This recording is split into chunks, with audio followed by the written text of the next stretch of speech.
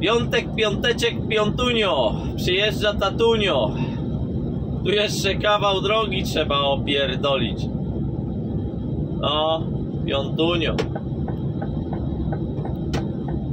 Żeby to można było rzepa przykleić i nadgonić trochę, ale już te czasy się skończyły. Nie polecisz, nie pogonisz. Niestety. Miało to plusy i minusy. Tarczki też można było nadrobić. Skończyły się dobre czasy. Ale z drugiej strony teraz nas nikt nie ciśnie. Swoje zrobisz, już nie oszukasz. A tak pracodawca wiedział i mogłeś zrobić prawie 2 razy tyle roboty. Nie jeden robił. Za frajer.